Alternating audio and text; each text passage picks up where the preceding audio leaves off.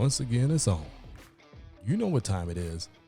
It's time to play some toss. Welcome, everyone, to episode 103 of the Tristain Sports Show Toss. It is your main man, T-Square, Tristan Thomas. Thank you all so very much for joining us on this unfortunate special edition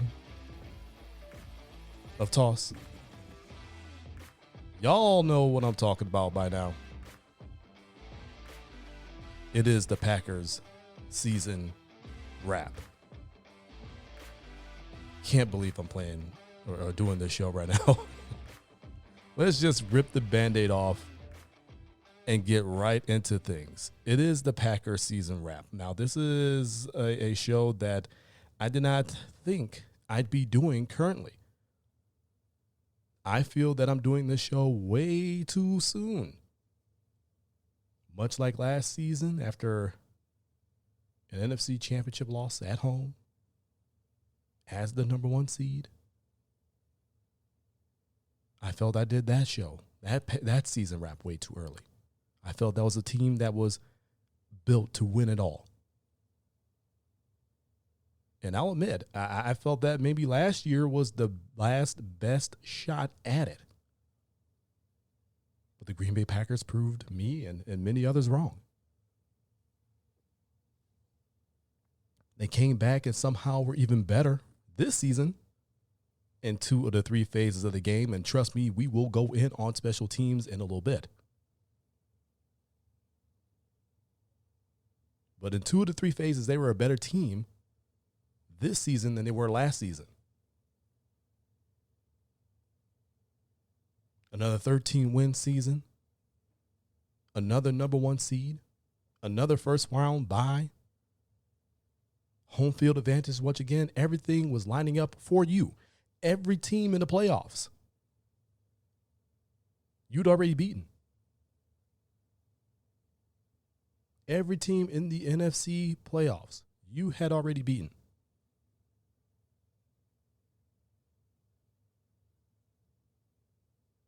Or at least on your path. You had beaten them in the regular season already. You've beaten the Rams. You've beaten the Cardinals. You beat the 49ers. You didn't go head up with Tampa Bay this season.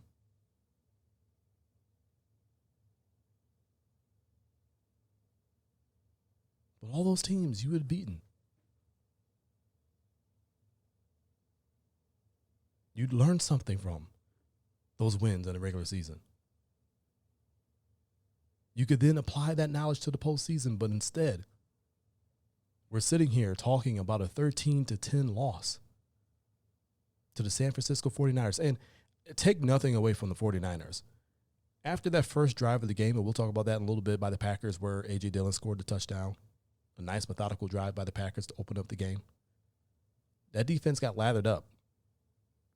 And they played the rough, tough, physical football we all thought they would.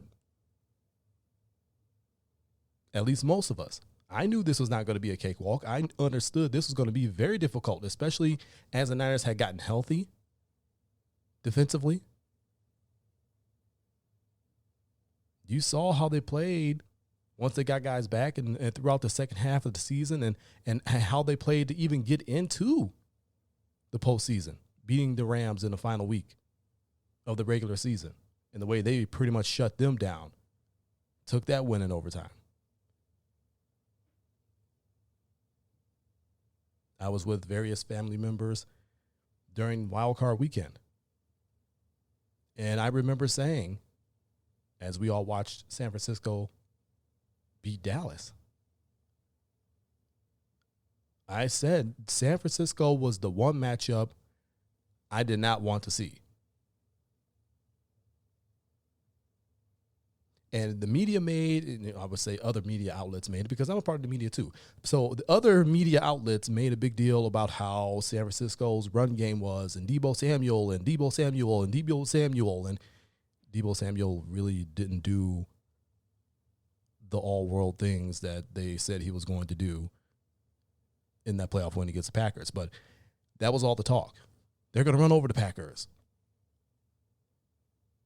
They didn't do that. 29 carries, 106 yards.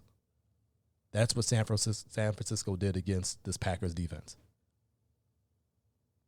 If you listen to all these other media outlets, they would have you think it was 2019 again, and they were going to run for 300-plus yards on the Packers defense, and that did not happen.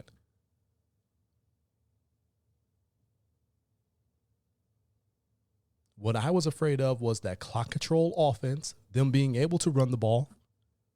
And again, in their first matchup, and that was in the regular season, which was the Packers win. The Packers held the Niners to 2.2 yards per carry. This defense knew how to get it done to stop that run game. Again, 29 carries, 106 yards. That's what San Francisco did in the divisional round against the Packers. But it was their ability to run the football, keep that offense for the Packers on the sideline, be able to score, and then that defense getting rough, getting tough, getting physical.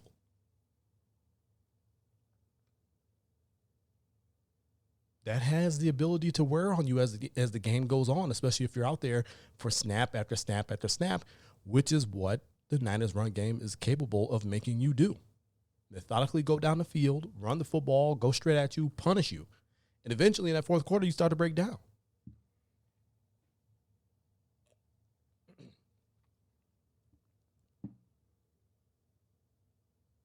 So it's sort of what happened.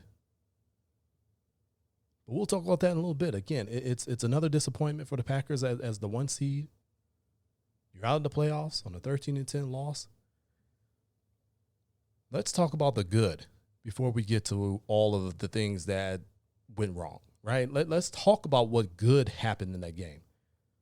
The first drive, as I alluded to earlier, was good. 10 plays, 69 yards. You took 5 minutes and 35 seconds off the clock to start the game. For all the talk about the Niners run game and clock control, the Packers did just that on that first drive.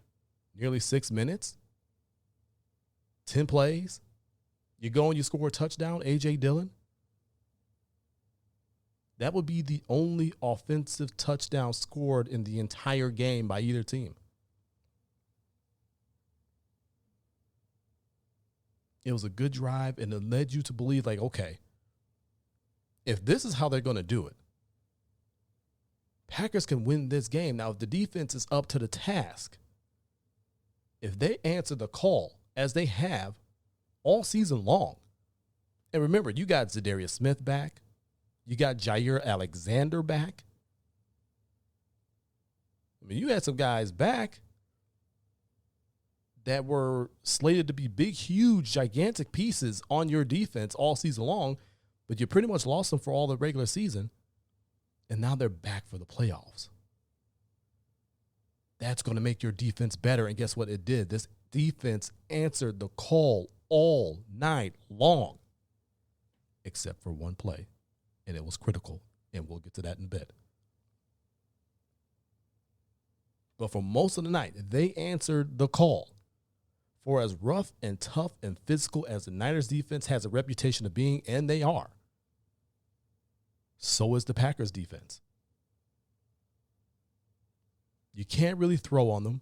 They have linebackers who go sideline to sideline, like with Devondre Campbell, Chris Barnes. Both those guys are tackling machines, as well as Preston Smith, who played a fantastic game, sideline to sideline. Those guys were all over the place making tackles.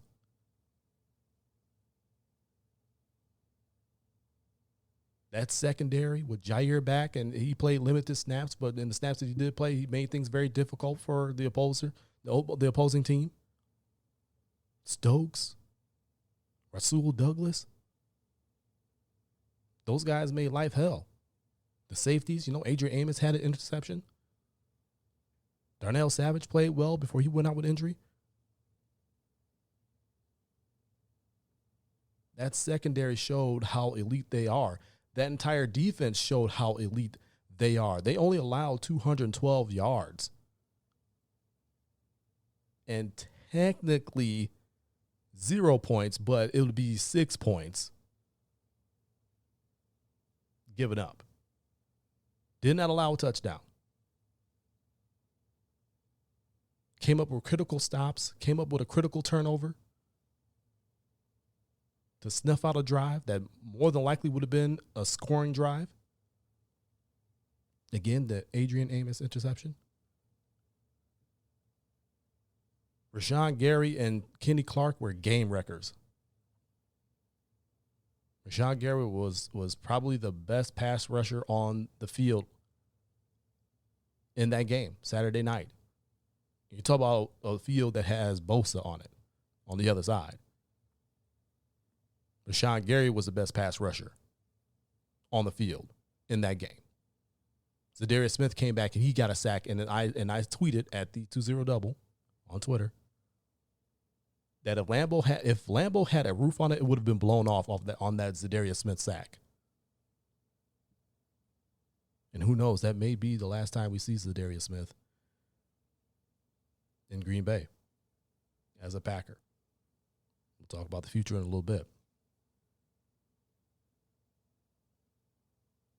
We mentioned Preston Smith and Devondre Campbell, all-pro Devondre Campbell, well-deserving, being tackling machines. Like I said, they played sideline to sideline. Pass coverage showed how elite they are. That whole entire defense showed how elite they are. You hold Jimmy Garoppolo to 131 yards passing, interception, no touchdowns.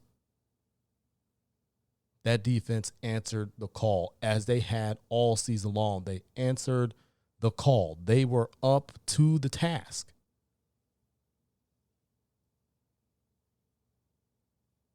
The offense just couldn't score enough points.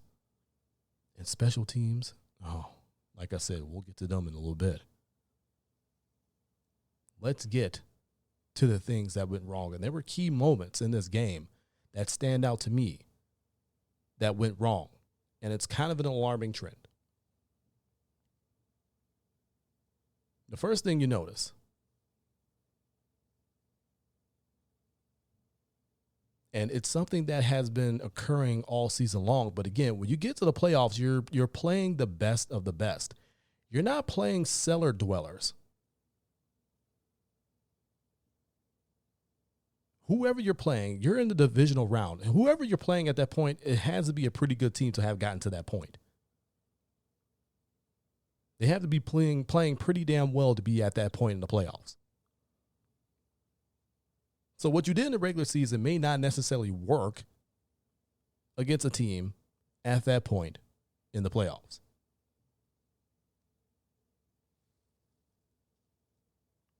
Rodgers force-fed Davante Adams. He got tunnel vision, and that was the only receiver he was even looking for. Now, there were some brutal drops and one that was deemed a fumble, and both of them to tight ends. The pass to Mercedes Lewis, and he turns and ends up getting punched out. Niners end up getting that. You thought the Packers got the ball back on the next drive for the Niners, but that was deemed, it was an incomplete pass when clearly it was a fumble, but that's neither here nor there now. Josiah DeGuara on second down, the chance to pick up a huge first down, keep the drive moving, drops it. That was an absolute drive killer right there because they go on third down and do not convert. They have to punt.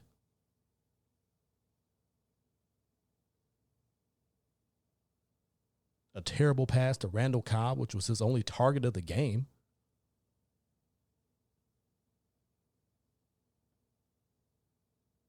Outside of the 9 receptions for 90 yards for Davante Adams and the 9 receptions, 129 yards for Aaron Jones, 75 of those on one play, which would have been a touchdown had Rodgers thrown a better pass and hit Jones in stride instead of him having to make a full 180.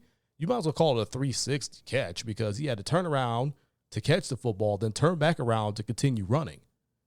He hits him in stride. That's a touchdown, and that changes the complexion of the entire game. A full 2-score lead at that point feels insurmountable with the way that the defenses were playing.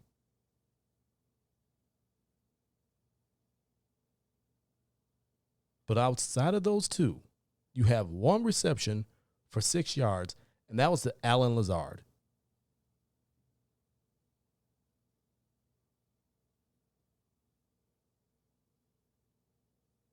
He literally targeted, Aaron Rodgers literally targeted 2 other receivers.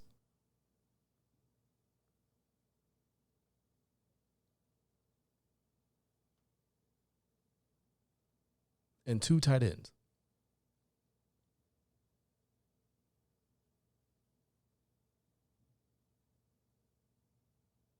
This is something that he does every single year.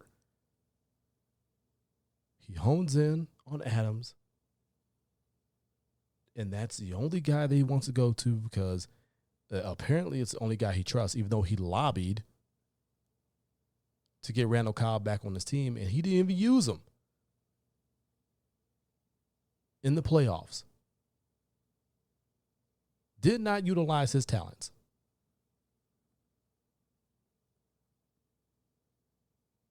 People will go back and say, oh, well, that a part of that is, you can't really blame Rodgers for that because the other receivers couldn't gain separation. Garbage.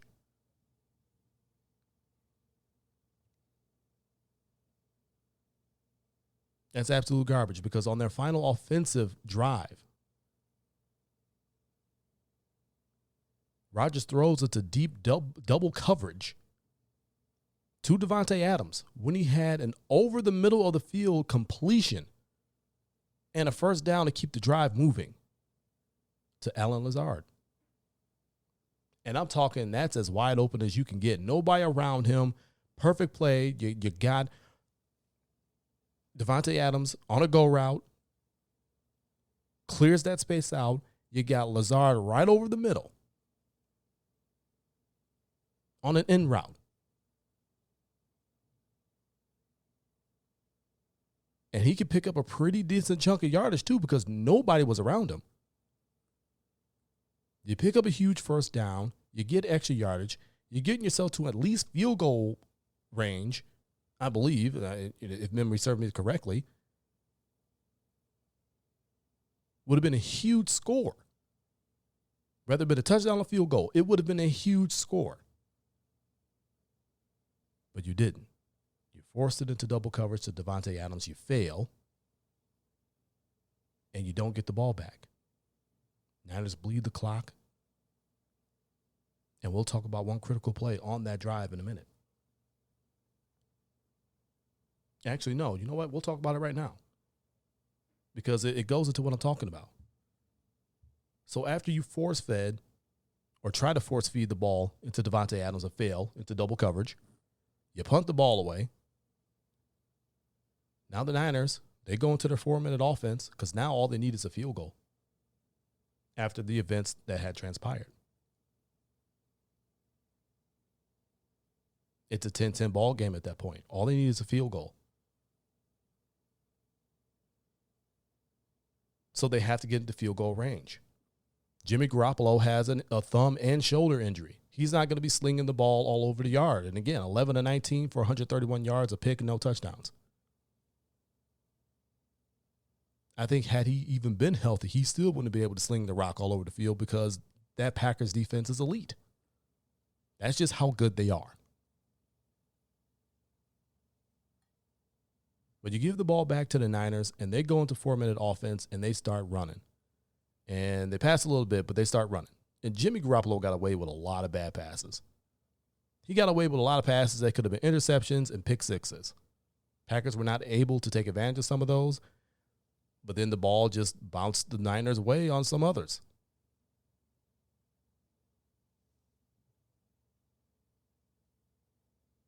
So they're driving down the field, and now you got them to a situation where it's 3rd and long, and they're on the edge of field goal range.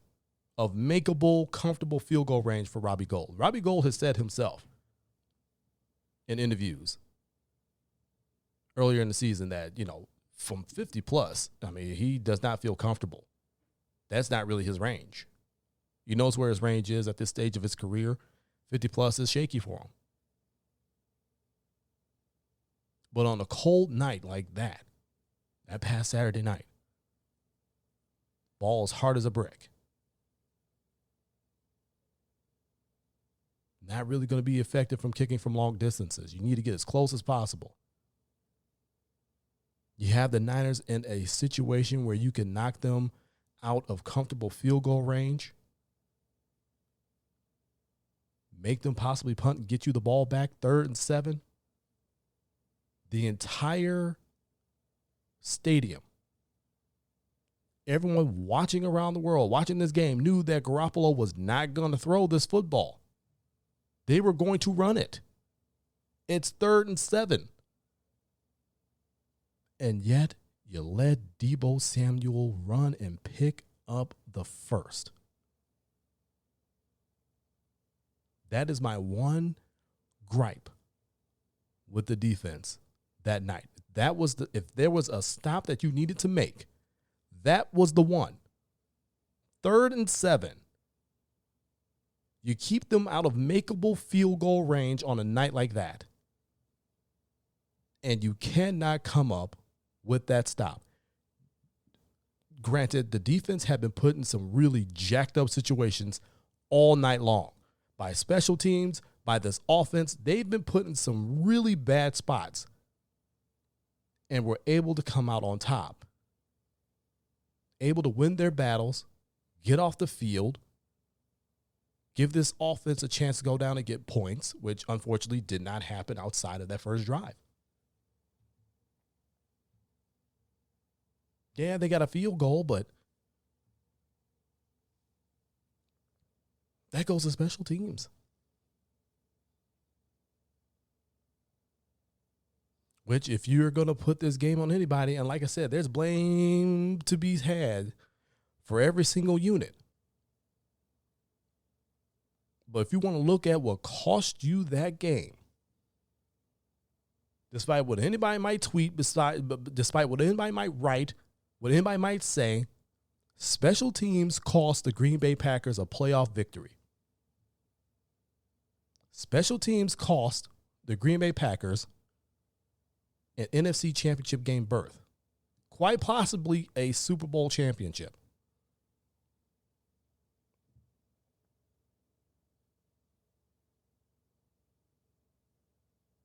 The punt coverage, kick coverage was atrocious as it had been all year. And again, putting the defense in a really bad spot.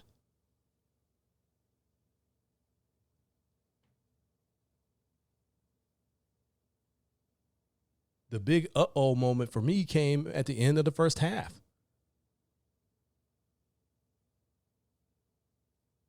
Packers get down the field and you're feeling good. Like, oh, man, we went from possibly seeing them run the clock out in the first half and taking a 7-0 lead until the half. And, Niners getting the ball first, and you just hope that the defense can stop them there. To, oh, man, here comes Aaron Jones, 75 yards. And, again, a better pass by Aaron Rodgers hitting Jones in stride. That's a touchdown. With Jones' speed, how open he was, where the defenders were, the angles, that was a touchdown if he hits him in stride. Instead, he has to slow up, turn around, catch the football, turn back around, and then start running again to try to get back up to speed. And at that point, you gave the defenders a chance to catch up. And they caught him. Niners defense hold. Well, now you got to go for the field goal. And this has been a season where the snap, anything involving special teams, you hold your breath. From the snap to the hold to the kick by Mason Crosby, you're holding your breath on all of it because you just know that something's probably going to go wrong. and you're surprised when it doesn't. And that's how atrocious special teams has been all season. That's not hyperbole. There's enough game footage and evidence for all of you to go and look at to see what we saw.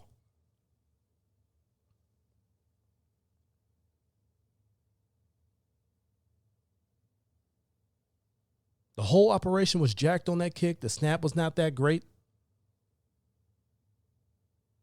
Holder gets it down. Mason kicks it, and it gets blocked.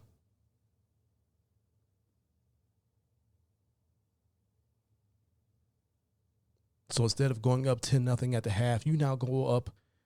You go into the half 7-0, and that's just not enough. Yes, the defense is playing their ass off.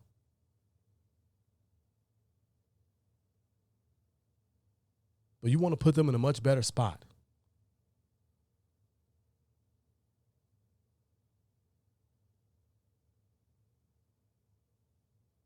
Again, the kick coverage, the punt coverage was atrocious.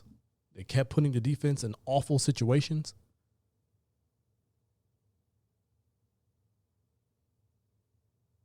The Niners defense lathered up, got the hitting and got the going and doing a good job of shutting this Packers offense down, as is the Packers defense against the Niners offense. They did a great job of shutting them down.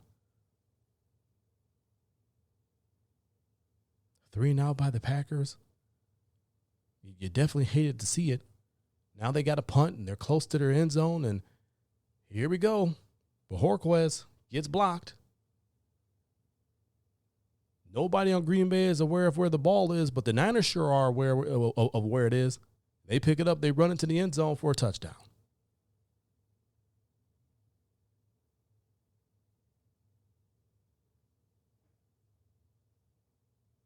And at that point, you're stunned. You got like 80,000 plus people at Lambeau. About 99% of them were stunned.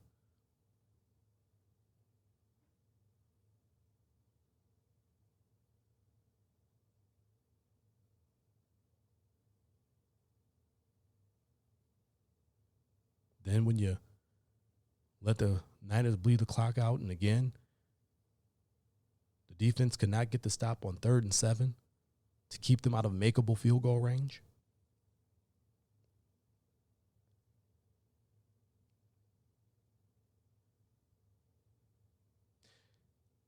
On the game-winning kick, the Packers only had 10 players on the field.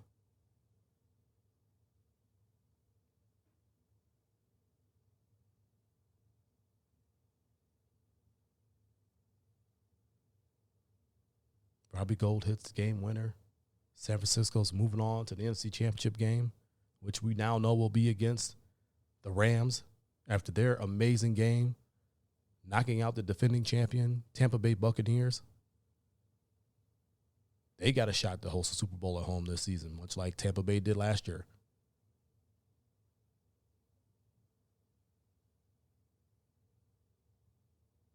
We all knew it. As we saw special teams' performance all throughout the year. I had my issues with special teams even before the year began, because you fire the guy that ran special teams last year, but you hire and you promote his assistant. What did you think you were going to get? You literally hired the assistant to the guy who you fired. What teachings do you believe the assistant got? He's learning from the coordinator. He's literally the coordinator's assistant. That is where his teachings and his lessons are coming from. Did you think there was going to be a new philosophy? No. He's going to go with what he knows. And what he knows is from the guy you fired.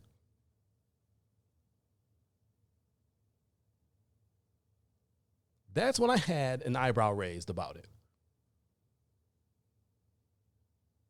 That's when I said this unit has to be a lot better. You need something from special teams. It needs to be a factor on this team to change the fortunes. Some games your offense just isn't going to have it. Sometimes they just won't be able to cross midfield or get into the red zone. But if you have a special teams that's worth a damn, somebody could be that spark, have a big return, get you across midfield, get you close to the red zone. You could play the field position game. You could keep other teams from crossing midfield.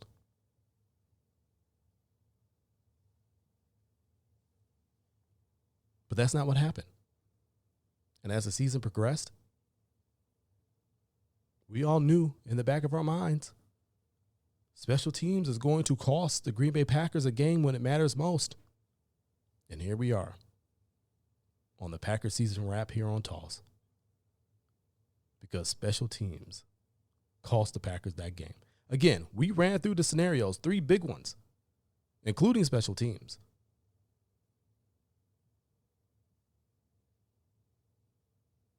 That were reasons for this loss. 3 big reasons, in my opinion, for this loss. But at the end of the day, who gave up all the points? I know those 6 points are going to go on the defense, but they really aren't. It was a touchdown and 2 field goals by Niners special teams, which means the special teams gave up 13 points.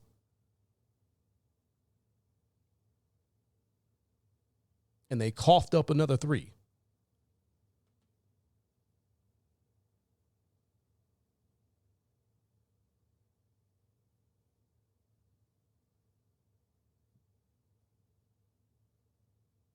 Mo Drayton might be a good dude. He might be well respected in the locker room, throughout the organization. But the results on the field do not warrant him coming back. And I know Matt LaFleur said they're not even close to evaluating coaches. And I think that's a bunch of bull. I think he's been evaluating him. He just didn't want to say what he was going to do. I don't advocate for people to lose their job, but at the same time, if you are not garnering results, positive results, you cannot man that post any longer. You got to go. On top of that, because it's not just the teacher, it's not just the lessons, it's also the students, the players. You have to seriously reevaluate the player personnel you have on special teams.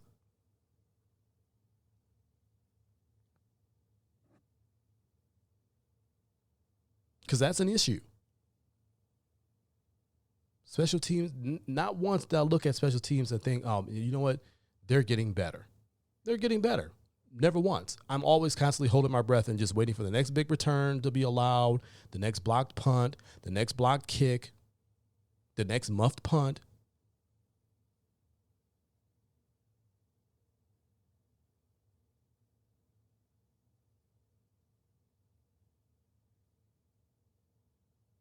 They caused the Green Bay Packers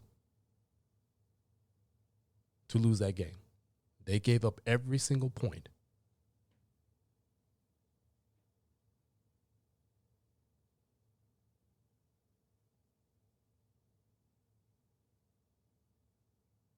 And now we're sitting here contemplating the future. A future where this team is going to look a hell of a lot different. A hell of a lot different.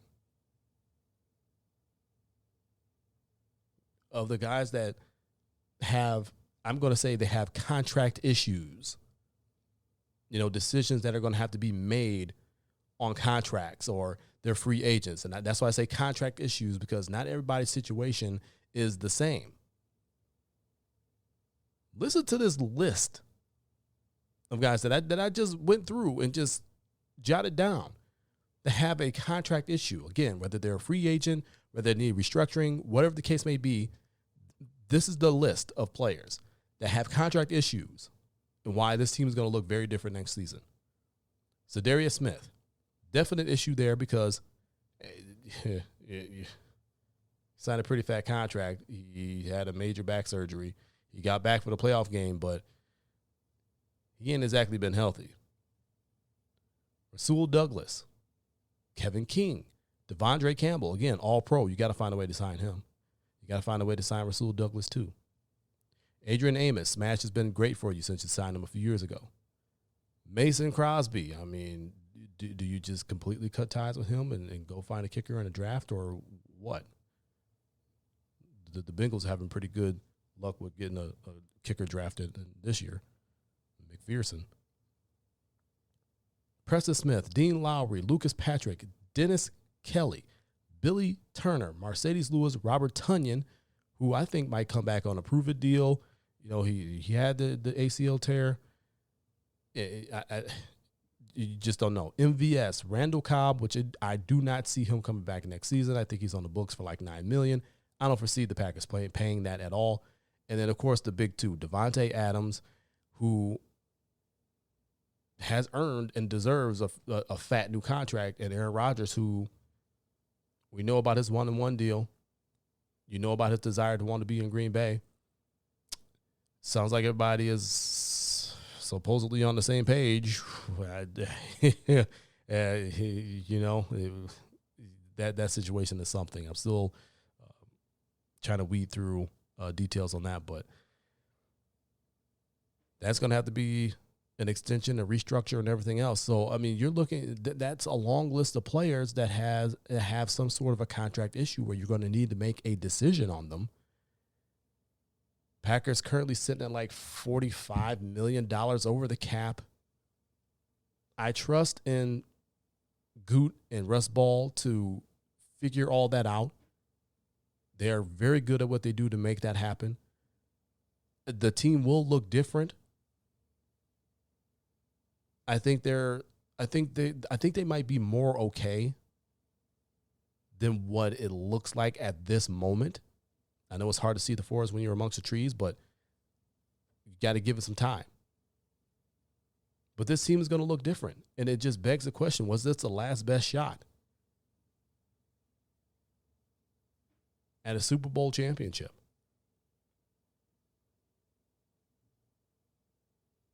You know, was it the last best shot?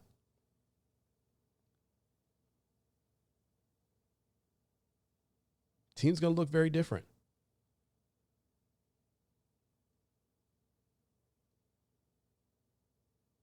And we don't know how different.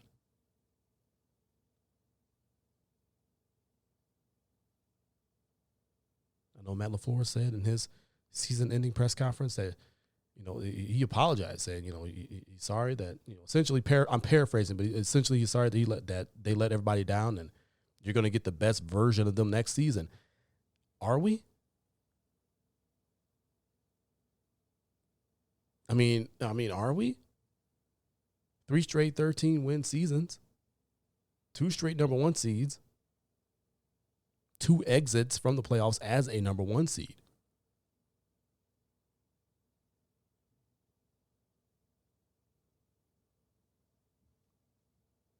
How much better can you get?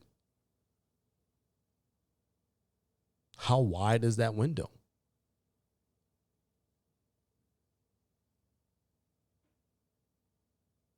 I mean, Matt LaFleur has been fantastic. He's been good. But in this league, you need the talent. You can be a good coach, but you also need talent to really, truly go anywhere and do anything. And there's a lot of talent with a lot of question marks on this squad.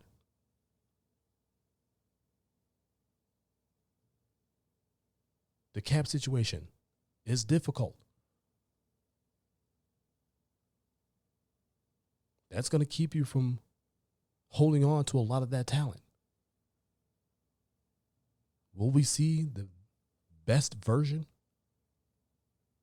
of the Green Bay Packers next season? I don't know. I guess we'll see. Well, y'all, that'll do it for me. This is episode 103 of Toss Tristain on Sports Show. Yo, you know where to find me at on social media by now. Come on. At the 20 double. That's at the number 2, the number 0, and the word double on Instagram and Twitter. Follow me there. Facebook.com/T on Sports Show. That's TON Sports Show. Your home for Toss on Facebook. Cover a lot of things there that we don't get a chance to do on the show. That's Facebook.com/T on Sports Show. TON Sports Show. And of course, TossNationMedia.com. Your home for the Toss brand of sports. Truthful, opinionated, passionate sports. It's what you deserve. But, as I said before, it's time for me to get on up out of here. This has been T-Squared, Tristan Thomas, reminding all of you to keep it moving forward. Always forward. Forward always. Until next week, so long from Toss.